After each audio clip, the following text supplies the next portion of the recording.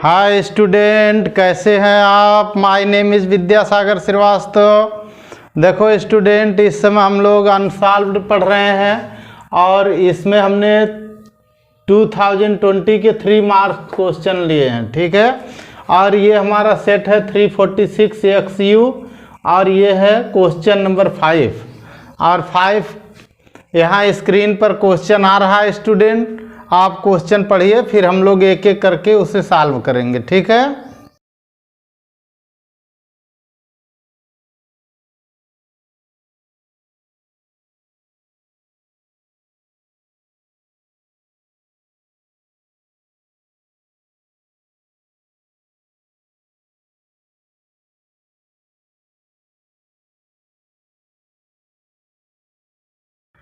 अब देखो student, question number 5 है, कह रहा है a concave lens of refractive index 1.5। तो एन दिया हुआ है 1.5। ये कॉनकेव लेंस का रिफ्रैक्टिव इंडेक्स है। फोकल लेंथ दिया हुआ 20 सेंटीमीटर इन एयर। तो एफ है A is equal to 20 centimetre. Concave लिखा है इसलिए माइनस लगाएंगे। कॉनकेव की फोकल लेंथ निगेटिव होती है। Find out the focal length and nature of the lens when it placed in a liquid of refractive index 1.6। तो जो हमारा रिफ्रैक्टिव इंडेक्स दिया है ANL, इसको हम लोग लिखेंगे ANL, इसको लिखेंगे ANG, ठीक है। लेंस को हम लोग ग्लास का मान लेंगे और इज इक्वल टू ये दिया हुआ 1.6 से, ठीक है स्टूडेंट। अब देखो स्टूडेंट, जब लेंस हमारा वाटर में, इसमें लिक्विड में इमर्स्ड हो जाएगा, कह रहा डिप्ड कर दिया इसको, ठीक है, प्लेस्ड रख दिया इन ए लिक्विड रिफ्रैक्टिव इंडेक्स 1.6। तो जब इसमें रख दिया, इस रिफ्रैक्टिव इंडेक्स में इस लेंस को रख दिया, प्लेस कर दिया, तब इसमें क्या होगा स्टूडेंट कि जो रे होगी वो पहले लिक्विड में जाएगी, फिर हमारे लेंस यानी ग्लास में जाएगी। तो हम लोग यहाँ पे एक नई क्वांटिटी निकालेंगे LNG। यहाँ देखो, रे पहले एयर में थी, फिर ग्लास में थी। यहाँ रे एयर में थी और लिक्विड में थी। यहाँ जो है लिक्विड से ग्लास में जाएगी, ठीक है। और इसका जो फार्मूला होता है स्टूडेंट, वो होता है ANG अपॉन ANL, ठीक। अब देखो, हम ऐसे आपको बता दें कि ये फार्मूला आप निकाल भी सकते हैं। ऐसे देखिए, ANL into NLG into NGA is equal to 1 होता है, ठीक। इसको आप ऐसे दिखा सकते हैं, NLG इज इक्वल टू, ये दोनों नीचे आ जाएंगे, 1 अपान NAL इंटू NGA, ठीक। आप देखो, इसको ऊपर कर देंगे तो उल्टा हो जाएगा, तो ANG हो जाएगा। तो ये हो जाएगा ANG upon ANL।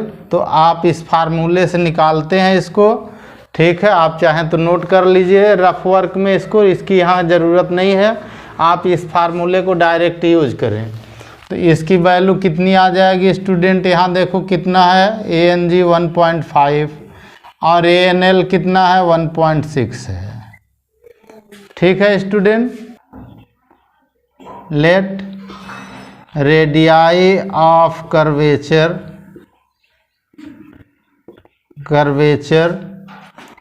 Of lens और R1 एंड R2, ये हम लेट करेंगे student. Then for focal length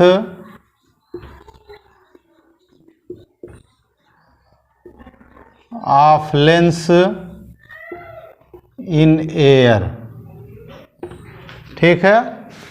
air में फोकल लेंथ के लिए इसका जो फार्मूला हम लोग यूज करते हैं student, 1 upon FA is equal to ANG -1 1/R1 minus 1/R2, ठीक।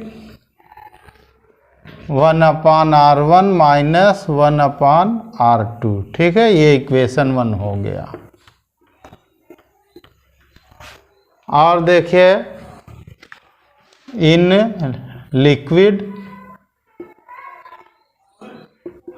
लिक्विड में क्या हो जाएगा, 1/FL हो जाएगा, is equal to LNG minus 1 होगा। ये यूज होगा, पहले लिक्विड में रे होगी फिर ग्लास में होगी।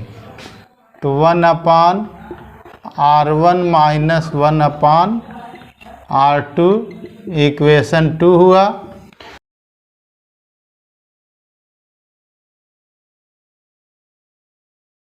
Equation 1 divided by equation 2।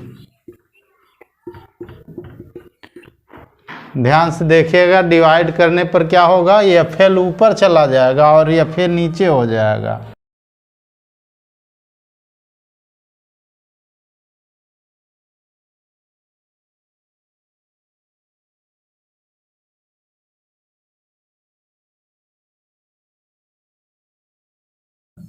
अपान नीचे कौन है, LNG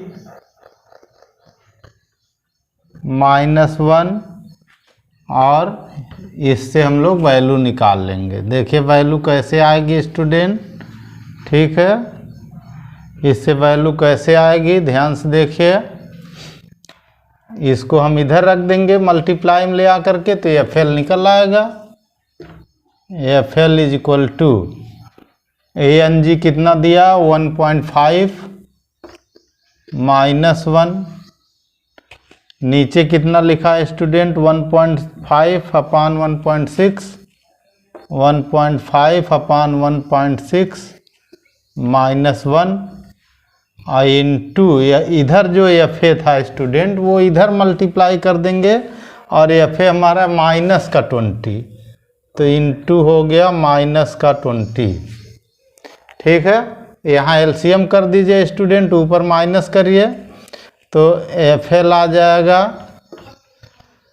ऊपर देखिए 1 में से इसको माइनस किया 0.5 आया, इंटू ये है माइनस का 20, ये ऊपर हो गए। नीचे LCM कर दीजिए स्टूडेंट, ये आ जाएगा 1.5 माइनस 1.6 अपान 1.6 आ जाएगा। आप देखो स्टूडेंट, ये 1.6 ऊपर चला जाएगा, इन दोनों का मल्टीप्लाई कर लीजिए स्टूडेंट, तो 5 2 जा 10 होता है, तो 10 आ जाएगा माइनस का। तो FL हमारा हो गया, FL इज इक्वल टू ऊपर आ गया माइनस का 10 इंटू ये 1.6 ऊपर चला गया 1.6 अपान नीचे बचा 1.5 माइनस 1.6 माइनस का 0.1 बचा।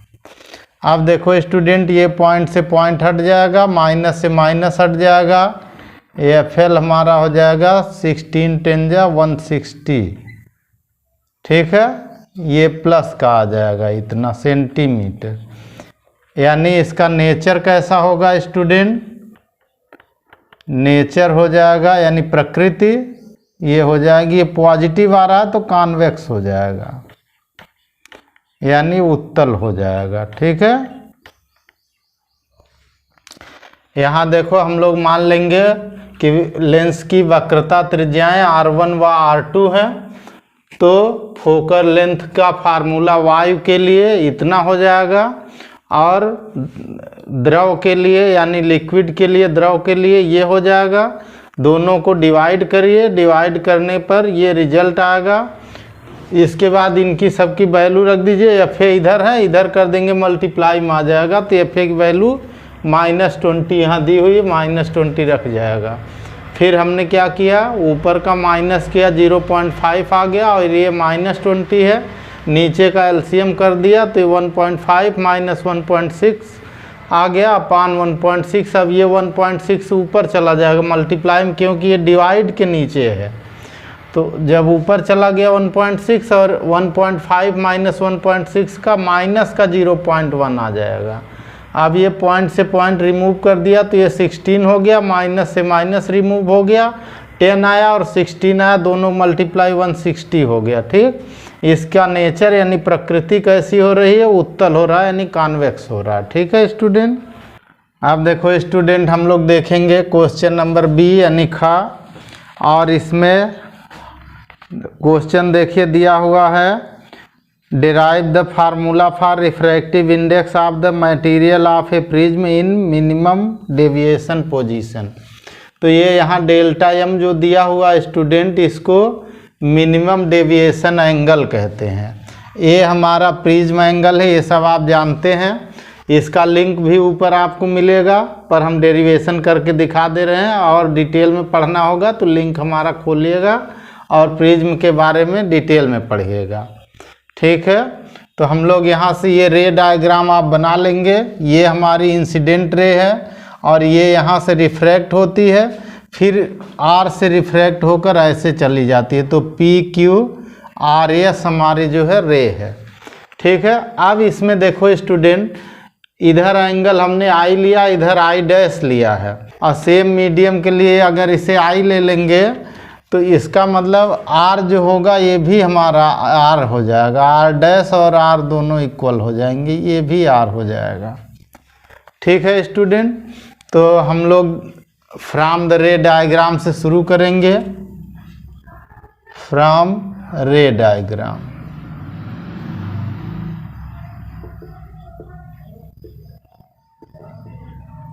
यानी किरण आरेख से एक एक करके हम लोग देखेंगे स्टूडेंट।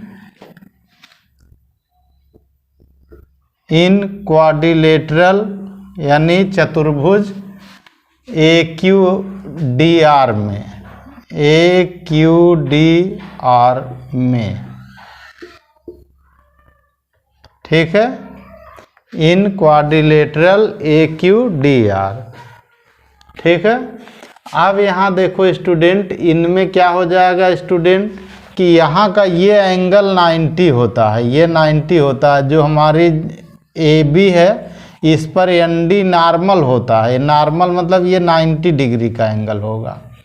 तो ये एंगल हो गया ए, अब प्लस यहाँ का एंगल 90 डिग्री हो गया, प्लस यहाँ का एंगल अगर हम ये वाला डी ले लें, ये वाला एंगल, तो ये डी हो जाएगा, और प्लस इधर का भी 90 ले लें तो 90 हो जाएगा, और ये हो जाएगा 360 डिग्री। ठीक है, इससे हमारा निकल के आएगा A plus D is equal to 180 degree. ये एंगल लिए हुए हैं स्टूडेंट, ए और डी का एंगल यहाँ का लिया हुआ है, इस पॉइंट का एंगल लिया हुआ है। ठीक है, ये हमारा इक्वेशन नंबर 1 हो गया। ठीक है, आप चाहें तो इसके आगे एंगल लगा सकते हैं ऐसे, आप चाहें तो इसको एंगल डी ऐसे लिख सकते हैं। ठीक है, ऊपर का एंगल यही लेते हैं प्रिज्म एंगल। ठीक है, आप देखो student, in triangle Q D R, एक ये ट्रायंगल है देखो स्टूडेंट, तो इसमें आर है हमारा, आर डैश है और डी है, आर प्लस आर डैश और प्लस हमारा एंगल डी, ये है 180 degree. For minimum angle of deviation, minimum angle of deviation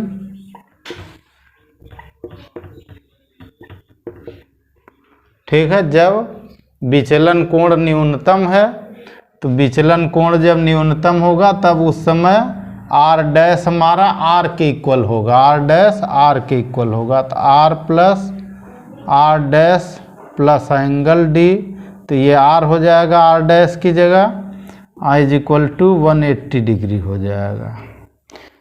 यहाँ से 2r आ गया, 2r plus angle D is equal to 180 degree हो गया। ये हमारा इक्वेशन 2 हुआ। ठीक है, from equation 1 and 2, from equation 1 and 2, 1 and 2 से क्या आया देखो स्टूडेंट, ये दिया हुआ a plus angle D is equal to 180 degree, 2r plus angle D is equal to 180 degree, ये दोनों में कॉमन है, 180 भी कॉमन है, इसका मतलब a is equal to 2r आ गया, a is equal to 2r आ गया। इसको हम ऐसे लिख सकते हैं r is equal to a/2। ठीक, r की वैल्यू हम लोग क्या ले सकते हैं, a/2 यहाँ से ले सकते हैं। आप देखो स्टूडेंट, इन ट्रायंगल, ठीक है, इस पॉइंट पे जहाँ ये रे मिल रही है स्टूडेंट, इसको हम कुछ भी मान लें, t मान लें। ठीक, इन ट्रायंगल QTR, देखो QTR एक ट्रायंगल है QTR। अब यहाँ देखो स्टूडेंट कि इधर का जो एंगल होगा, इधर ये एंगल, ये कितना होगा, यहाँ देखो ये I है, इधर वाला R है, तो ये हुआ I माइनस R, और इधर का हुआ I डैश माइनस का R डैश। ठीक, I डैश माइनस का R डैश हुआ। अब एक्सटीरियर एंगल थ्योरम यहाँ यूज करिए, फ्रॉम एक्सटीरियर एंगल थ्योरम।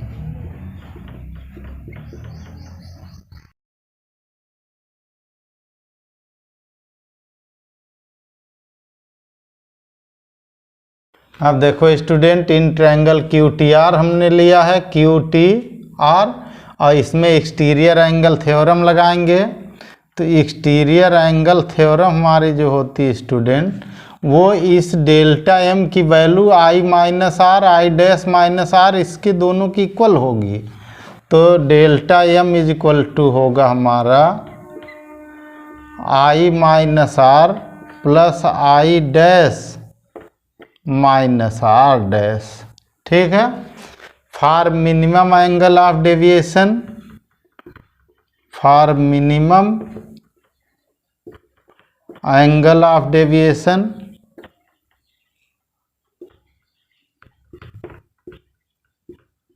ठीक है, for minimum angle of deviation में क्या निकलेगा student, for minimum angle of deviation देखो स्टूडेंट, यहाँ पे I क्या हो जाएगा, I डैश I हो जाएगा, R डैश R हो जाएगा। तो I डैश I कर दो, delta m is equal to हो गया, ठीक, I डैश I हो गया, तो I minus R plus I minus R हो गया। ठीक है, अब यहाँ दोनों मिल गए स्टूडेंट, तो ये हो गया 2I और माइनस 2R हो गया। ठीक, और 2R की वैल्यू यहाँ है कितनी, देखिए A लिखी हुई है ना, यहाँ देखो लिखी है, तो इसको A लिख दो। तो delta m is equal to आ गया 2I माइनस A उधर प्लस कर दो, तो 2I कितना हो जाएगा, 2I is equal to A plus delta m हो गया। ठीक, I की वैल्यू कितनी हो गई, I is equal to A plus delta m by 2 हो गया। ठीक है, आप देखो student, refractive index of the material of prism, refractive index of the material of prism,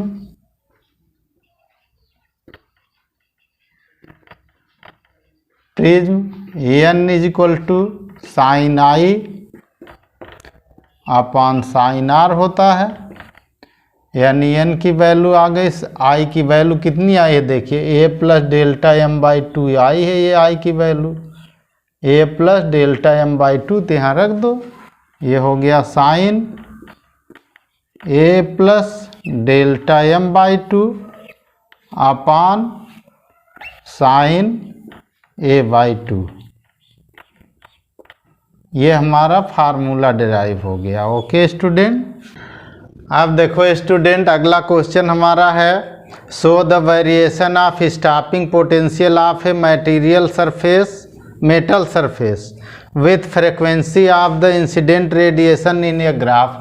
तो ये देखो मिल्कन ने जो ग्राफ बनाया था स्टूडेंट वो हमने यहाँ खींचा हुआ है। ये लाइन हमारी स्टॉपिंग पोटेंशियल की है और ये फ्रीक्वेंसी की है। इनके बीच जो रिलेशन का ग्राफ होता है ये ग्राफ स्ट्रेट लाइन इतना बनता है। ये ग्राफ पीछे बढ़ाए जाने पर इस पॉइंट पर मिलता है और इसकी जो वैल्यू होती है यहाँ से यहाँ तक वो -h/0 होती है। ठीक है, अब इसकी जो स्लोप होती है स्टूडेंट तो उसको हम ऐसे निकाल सकते हैं। आइंस्टीन का जो फोटो इलेक्ट्रिक इक्वेशन है वो क्या है student, half mv max square is equal to h nu minus nu not.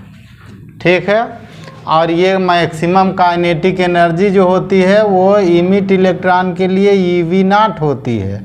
तो EV0 is equal to h और न्यू माइनस न्यू नॉट हो गया। तो यहाँ से न्यू V0 की वैल्यू हो गई E डिवाइड हो जाएगा h/E new minus nu naught हो जाएगा। अब यहाँ पे देखो स्टूडेंट ये हमारा जो h/E आ रहा है यही इस ग्राफ की स्लोप है इसकी। ठीक है, ये है h/E। h क्या है, h प्लैंक कांस्टेंट है। ठीक है स्टूडेंट, अब इसमें जो डेफिनीशन एक दो चीज़ें डिफाइन करने के लिए कह रहा है तो थ्रेशोल्ड फ्रीक्वेंसी की डेफिनीशन आपको बोलनी है। हम बोल दे रहे हैं, आप नोट कर लीजिए।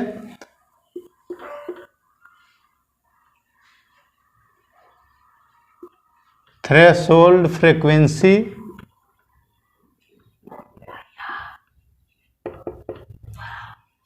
The required minimum frequency of incident light for emission of photo electron from a metal surface is known as threshold frequency.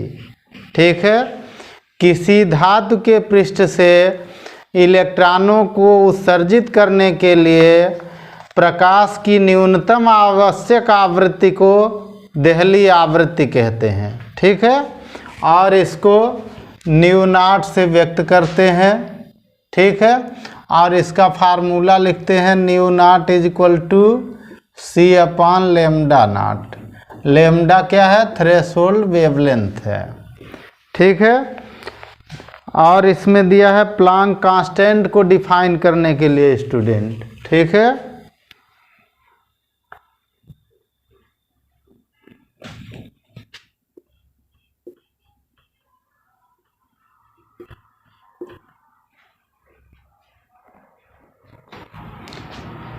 Planck's constant,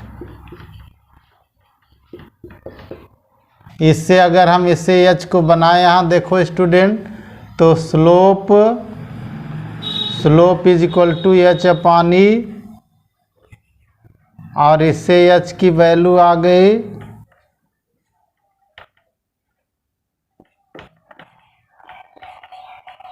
slope into small ई आ गया ना, ई इधर जाके मल्टीप्लाई हो गया। इससे डिफाइन करेंगे आप, क्योंकि यहाँ लिखा है find Planck's constant from this graph. तो इस ग्राफ से h की वैल्यू क्या आएगी, स्लोप इनटू ई आएगी। ठीक है, तो प्लैंक कांस्टेंट हम लोग निकालेंगे तो slope is equal to h/E होता है। इससे h की वैल्यू आ जाएगी स्लोप इनटू ई।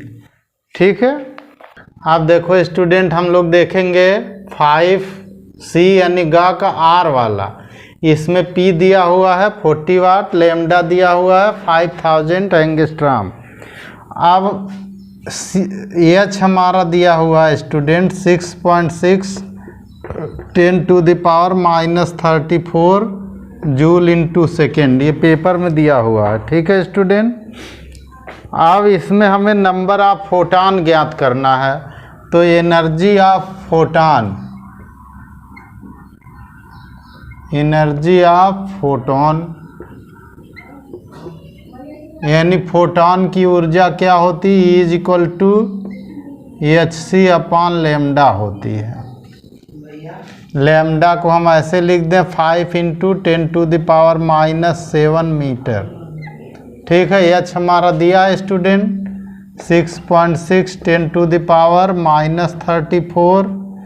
c हमारा होता है स्पीड ऑफ लाइट 3 × 10⁸। अपान हमारा लेमडा दिया हुआ है 5 × 10⁻⁻7। ठीक है स्टूडेंट। अब देखो स्टूडेंट, इसको डिवाइड कर लो आप। तो ये पहले मल्टीप्लाई करिए, 3 6 या 18 यानी E इज इक्वल टू हमारा हो गया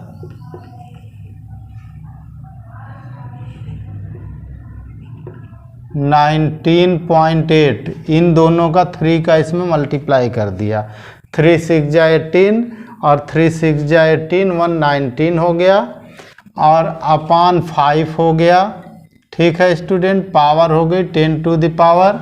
यहाँ देखो स्टूडेंट 34 है, ये 7 ऊपर जाएगा प्लस हो जाएगा 15, तो 34 माइनस 15 हो जाएगा, माइनस का 19 आ जाएगा। ठीक है, अब इसको डिवाइड कर लो स्टूडेंट या डायरेक्ट लिख लो, आपकी इच्छा। नंबर ऑफ इतना जूल हो गया। नंबर ऑफ इमिट फोटॉन क्या पूछ रहा है, calculate the number of photon emitted. ठीक है, तो नंबर ऑफ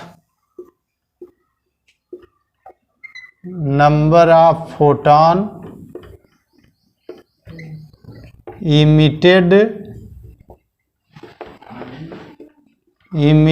पर सेकेंड।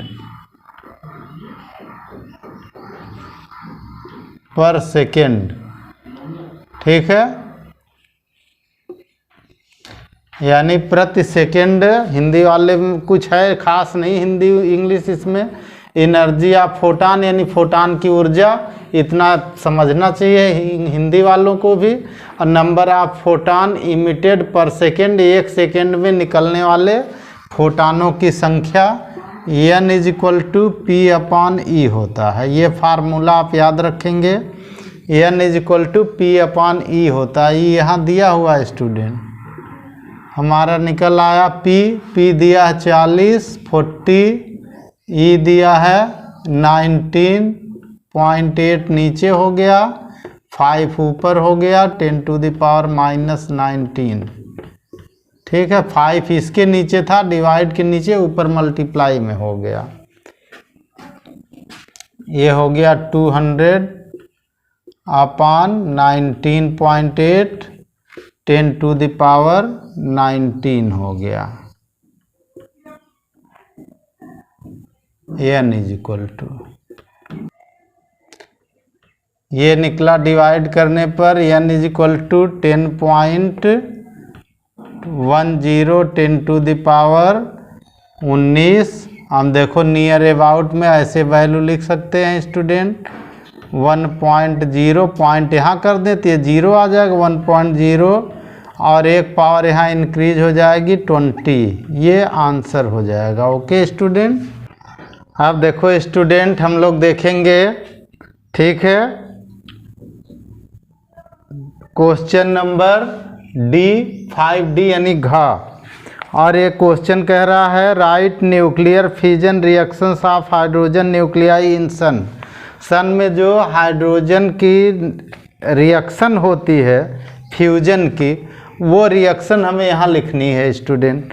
तो इसमें देखो स्टूडेंट, सभी बुकों में अलग अलग लिखी हुई है, हम लोग NCERT वाली रिएक्शन लिखेंगे। ठीक है, कौन सी लिखेंगे, NCERT की रिएक्शन लिखेंगे। इसका ध्यान रखिएगा स्टूडेंट, क्योंकि अब सिलेबस NCERT ही है, सब यूपी बोर्ड में भी और अदर बोर्ड में भी। तो हम लोग NCERT की रिएक्शन लिखेंगे। तो हेडिंग हम डाल के लिखते हैं student,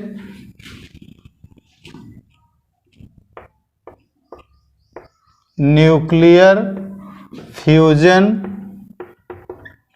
reaction reaction in sun, ठीक है, nuclear fusion reaction in sun.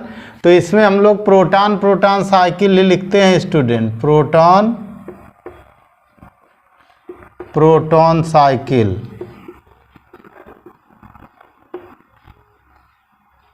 ठीक है। अब इसमें पॉसिबल रिएक्शन जो according to NCERT, according to NCERT books, ठीक है, ये अकॉर्डिंग टू एनसीईआरटी बुक में लिख रहा हूँ, आप इस पर ध्यान देंगे स्टूडेंट। तो पहली रिएक्शन में देखिए स्टूडेंट, दो प्रोटॉन होते हैं 1H1, ठीक, ये दोनों आपस में रिएक्ट हो जाते हैं और ये रिएक्ट होकर के बनाते हैं प्रोटॉन, कन्वर्ट होते हैं, ये बनता है 1 ड्यूटेरियम और प्लस बनता है एक हमारा पॉजिट्रॉन बनता है E+ का, ठीक है। और इसके साथ हमारी एनर्जी जो प्रोड्यूस होती है वो न्यूट्रिनो के साथ प्रोड्यूस होती है 0.42 मेगा इलेक्ट्रॉन वोल्ट, ठीक है। दो प्रोटॉन मिलते हैं, मिलकर के एक ड्यूटेरियम बनाते हैं, एक पॉजिट्रॉन बनाते हैं, तो पॉजिट्रॉन में +1 होता है, तो ये इससे दोनों बैलेंस हो जाता है, 1 1 2 हो जाता है। और ये न्यूट्रिनो बनता है plus 0.42 mega electron volt energy बनती है, ठीक है। और एक पॉजिट्रॉन हमारा ये जो है ये पॉजिट्रॉन है और एक इलेक्ट्रॉन से रिएक्ट हो जाता है और रिएक्ट होने पर गामा फोटॉन में कन्वर्ट हो जाता है, दो गामा फोटॉन बनते हैं, ठीक, और इनके साथ 1.02 mega electron volt energy released होती है, ठीक है। ये हमारा इक्वेशन पहला हुआ, ये इक्वेशन दूसरा हुआ, ठीक है। अब देखो स्टूडेंट, हमारा जो ये ड्यूटेरियम है, ठीक, जो इसमें बना था, ये ड्यूटेरियम एक और प्रोटॉन से रिएक्ट होता है, तो ये ड्यूटेरियम 1H2 और प्लस 1 प्रोटॉन से रिएक्ट होता है, तो 1 1 से रिएक्ट हुआ और रिएक्ट होने के बाद बनाता है He2 और इसके साथ जो हमारी एनर्जी रिलीज होती है वो 5.49 mega electron volt with A gamma, तो एक गामा इसमें बनता है और plus 5.49 mega electron volt energy release होती है। ये तीसरी रिएक्शन है जो है, ठीक है स्टूडेंट। आप देखो स्टूडेंट, 2He3 बना, अब दो 2He3 आपस में रिएक्ट हो जाते हैं, तो 2,3He और प्लस 2,3He, ठीक है, ये दोनों रिएक्ट होकर के बना लेते हैं स्टूडेंट हीलियम और दो प्रोटॉन, ठीक है, हीलियम बना लेते हैं 2 4 और प्लस 2 प्रोटॉन बना लेते हैं, 1H1 का एक प्रोटॉन प्लस 1H1 का एक प्रोटॉन बना लेते हैं, ठीक है। दो प्रोटॉन के साथ बना लेते हैं, 12.86 mega electron volt energy released करते हैं, प्लस 12.86 मेगा इलेक्ट्रॉन वोल्ट ये एनर्जी रिलीज्ड होती है, ये इक्वेशन 4 होता है। अब देखो स्टूडेंट, हम क्या करेंगे, पहले दूसरे और तीसरे में 2 से मल्टीप्लाई करेंगे और चौथे के साथ प्लस कर देंगे, ठीक है। 2 मल्टीप्लाइड करेंगे, पहला प्लस दूसरा और प्लस तीसरा, इन दोनों के साथ, तीनों के साथ 2 से मल्टीप्लाई करके और उसके बाद इनको ऐड कर लेंगे। देखिए पहला जोड़ा, दूसरा जोड़ा, तीसरा जोड़ा, फिर 2 से मल्टीप्लाई कर दिया, अब प्लस 4 का ऐड कर देंगे। इन चारों को ऐड करने के बाद जो हमारा रिजल्टेंट इक्वेशन निकलता है स्टूडेंट, वो हमारा रिजल्टेंट इक्वेशन निकलेगा। यहाँ देखो स्टूडेंट, इनमें अगर देखो तो इनमें अगर हम 4 से मल्टीप्लाई 2 से इन सब में करेंगे तो रिजल्ट हमारा बनेगा 4H1, ठीक है, 4 1H1 बना, ठीक। अब प्लस 2 हमारे बने इलेक्ट्रॉन आए, 2E बना माइनस का, ठीक। और इनसे जो रिजल्ट निकला स्टूडेंट वो बनी हमारी हीलियम बनी, यानी He2 4 बना, ठीक है। अब प्लस 2 न्यूट्रिनो बने, प्लस 6 गामा बने, 6 गामा बने, और plus 26.7 26.7 mega electron volt energy released हुई, ठीक है स्टूडेंट। और इस इक्वेशन को कहीं कहीं इसमें 2 से और मल्टीप्लाई करके भी लिख देते हैं, इसको ऐसे भी लिख सकते हैं, और यहाँ मैं लिख दे रहा हूँ स्टूडेंट, इसको ऐसे भी लिखते हैं, और 4 1H1 प्लस 4 इलेक्ट्रॉन, ठीक है। और इनसे रिलीज्ड करते हैं हम लोग एनर्जी, तो वो बनती है, इसमें 2 इलेक्ट्रॉन और प्लस हो जाएंगे, तो ये He2 4 हो गया, प्लस 2 इलेक्ट्रॉन हो गए, ठीक, और प्लस 2 न्यूट्रिनो हो गया, और प्लस 6 गामा हो गया, और प्लस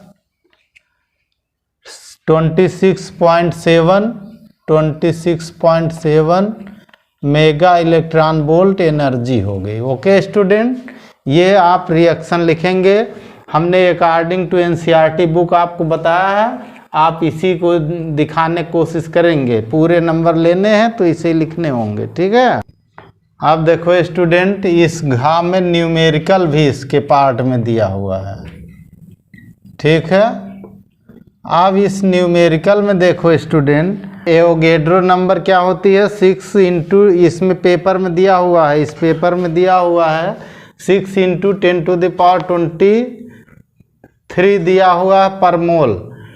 तो हम लोग यहाँ केजी में देख रहे हैं, तो number of proton,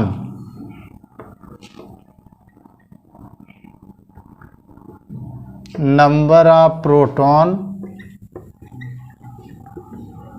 in 1 kg, अगर 1 किलो में कितने प्रोटॉन होंगे, तो 1 kg में प्रोटॉन होंगे 6 इंटू 10⁻26, ठीक है। कितने होंगे, अच्छा, रिलीज्ड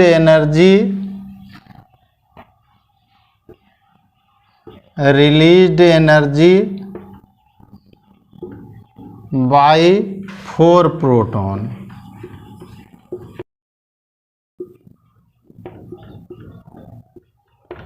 ठीक है, वो हो रही है 26.7 मेगा इलेक्ट्रॉन वोल्ट। अभी हमने बता रिएक्शन लिखी है उसके। तो अब इधर देखो, released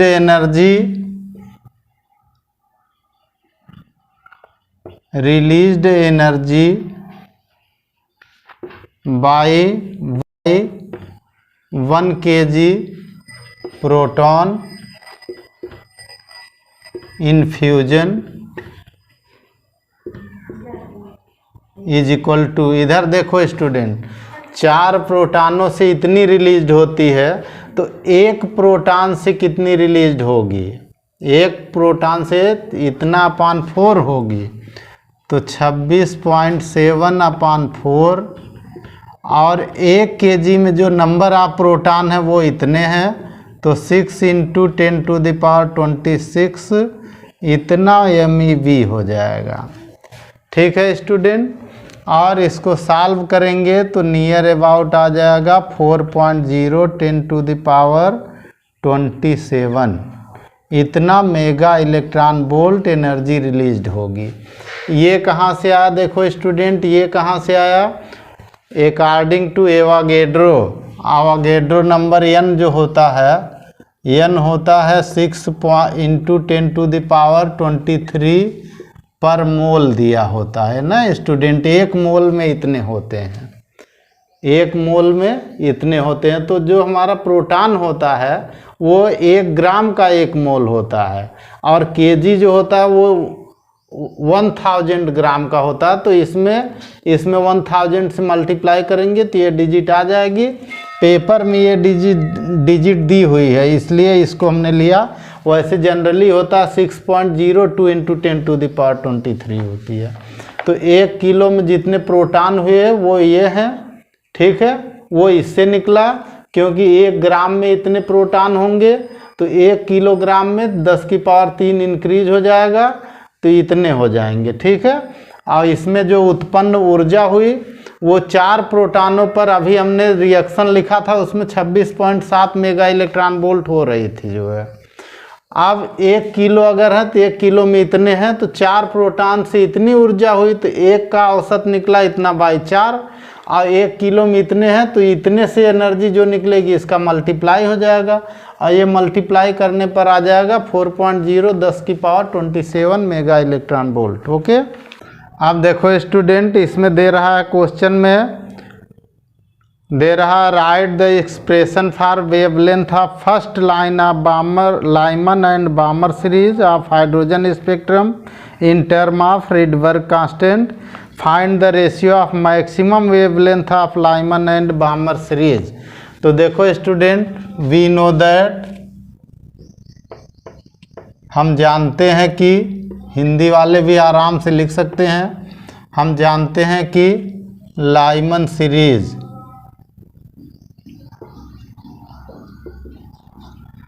one upon lambda is equal to, ठीक है, 1 upon lambda is equal to R 1/1² minus 1/n²। यहाँ n की वैल्यू दी हुई है, n is equal to 2, 3, 4 and so आगे इन्फिनिटी तक चला जाता है, ठीक है। तो फर्स्ट लाइन, तो फर्स्ट लाइन को इसमें H अल्फ़ा लिखते हैं, ठीक है, और H अल्फ़ा के लिए हम लोग 1/λ लेंगे, लाइमन के लिए L लेंगे क्योंकि हमें रेशियो निकालना है। तो for first line H alpha n is equal to कौन हुआ, 2 हो जाएगा। तो n इज इक्वल टू इसमें 2 लिखिए, ब्रैकेट में 1/1² माइनस 1/2² हो गया।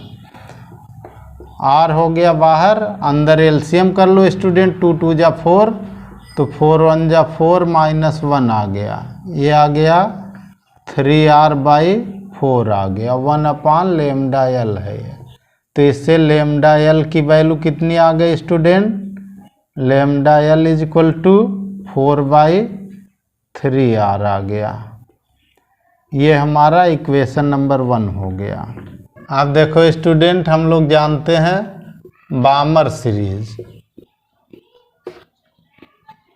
ठीक है, और बामर सीरीज का फार्मूला हमें मालूम है, 1/λ is equal to R, bracket में 1/2² माइनस 1/n²। यहाँ पे n की वैल्यू है 3, 4 एंड सो ऑन, ठीक है। आप देखो स्टूडेंट, हम लोगों के लिए पहली line, first line of बामर series, तो फॉर फर्स्ट लाइन, ठीक है, फर्स्ट लाइन इसकी भी H अल्फ़ा होगी, यहाँ n इज इक्वल टू 3 हो जाएगा। तो n इज इक्वल टू 3 हो जाएगा। हम लोग बामर के लिए λb लेंगे जो है, क्योंकि हमें रेशियो निकालना है। तो λb is equal to R हो गया, ब्रैकेट में हो गया 1/2² माइनस 1/3²। अब यहाँ देखो R हुआ स्टूडेंट 1/4 माइनस 1/9 हो गया। R इन दोनों का एलसीएम ले लो स्टूडेंट, 4 और 9 का एलसीएम 36 हो जाएगा, और इधर आ जाएगा 9, इधर आ जाएगा 4, ठीक है। 9 - 5 हो गया, 5r/36 हो गया। ठीक है, 1/λb आ गया। इससे λb की वैल्यू आ गई 36/5r। ठीक है, अब देखो स्टूडेंट, जो फर्स्ट लाइन की वेवलेंथ होती है वही जो है लॉन्गेस्ट वेवलेंथ होती है। ठीक है, तो इसमें कह रहा है कि find the ratio of maximum wavelength. तो मैक्सिमम वेवलेंथ यही होंगी दोनों के लिए, लाइमन के लिए भी ये होगी, और तो ये हम इसको लिख सकते हैं लैम्डा मैक्स। ठीक है, और यही हमारी हो जाएगी लैम्डा मैक्स, इसके लिए लैम्डा मैक्स होगी। ठीक है, तो ratio of the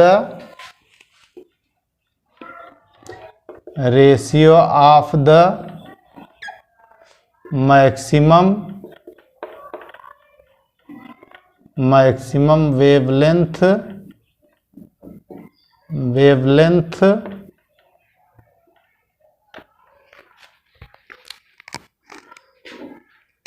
of wavelengths of Lyman and बामर series.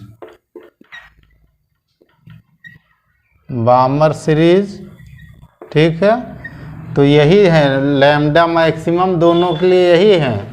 तो लाइमन पहले लेना है, तो लैम्डा L/λb।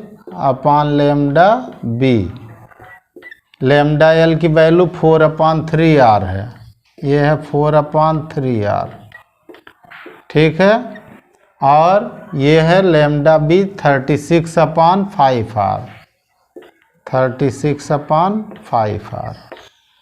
ठीक है स्टूडेंट, इज इक्वल टू, देखो स्टूडेंट क्या आया, r से r तो कैंसिल हो गया, इसकी बात ही नहीं करनी हमें, और ये 5 ऊपर चला जाएगा, 4 × 5/36 × 3 आ जाएगा।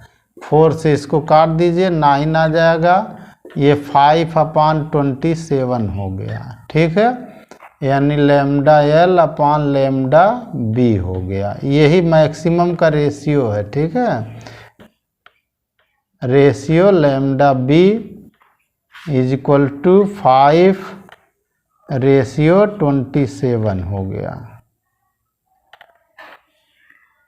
ठीक है स्टूडेंट, देखो स्टूडेंट यहाँ लिखा है कि लाइमन और बामर श्रेणी की अधिकतम तरंग दैर्घ्यों का अनुपात। ठीक है, तो अनुपात इन्हीं दोनों का निकाला जाए, क्योंकि पहली लाइन ही मैक्सिमम वेवलेंथ की होती है। जो पहली लाइन होती है वही मैक्सिमम वेवलेंथ की होती है। ठीक है।